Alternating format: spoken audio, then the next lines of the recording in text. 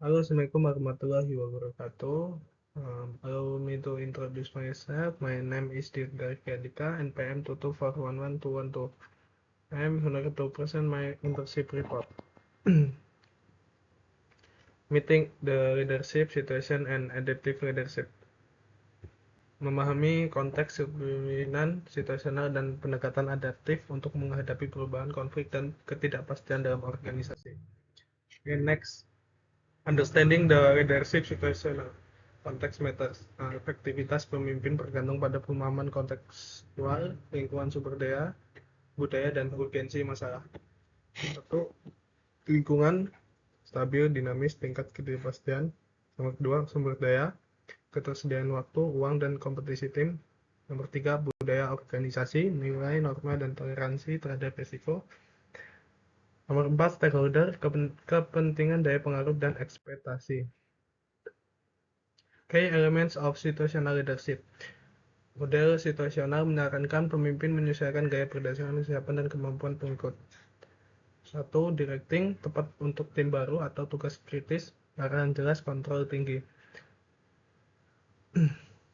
Berdua, coaching, campuran arahan, dukungan, kembangkan keterampilan sambil memberikan motivasi. Ketiga, supporting, fokus pada motivasi dan penguatan, pengambilan keputusan bersama. Keempat, delegating untuk individu yang kompeten. Okay, next. Introduction to adaptive leadership. Leading to change. Adaptive leadership membantu organisasi menghadapi tantangan kompleks yang tidak dapat diselesaikan dengan solusi teknis biasa. Fokus pada belajar, eksperimen, dan perubahan perilaku. 1. Membedakan masalah teknis dan adaptif. 2. Memimpin proses pembelajaran organisasi. 3. Mendengarkan berbagai suara dan data. Okay, next, principle of adaptive leadership, diagnose, mobilize, intervene.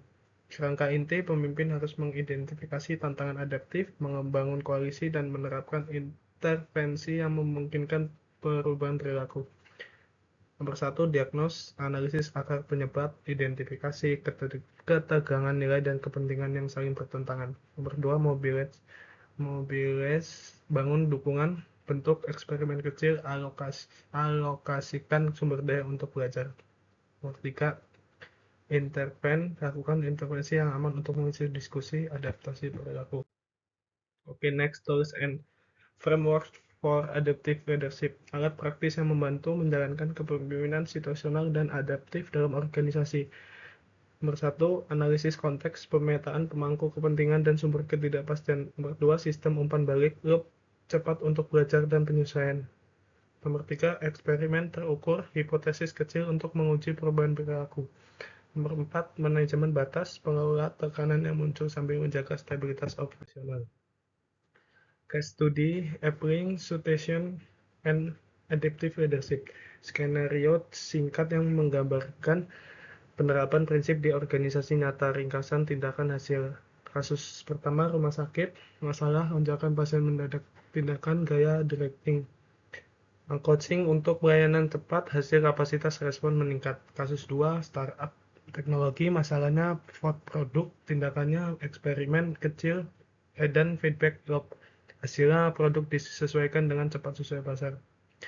Kasus 3, pemerintahan daerah, masalahnya konflik publik, tindakannya mobilisasi pemangku kepentingan, hasilnya solusi bersama dan legitimitas. Okay, next.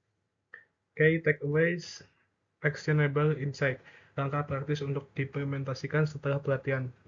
Nomor 1, kenali konteks, lakukan diagnosis tepat sebelum memiliki gaya kepemimpinan. Nomor 2, pilihan gaya yang cocok, sesuaikan antara directing, coaching, supporting, atau delegating. Nomor 3, jalankan eksperimen, mulai kecil, ukur hasil kembangan pembelajaran. Nomor 4, bangun budaya adaptif, dorong umpan balik terbuka dan pembelajaran.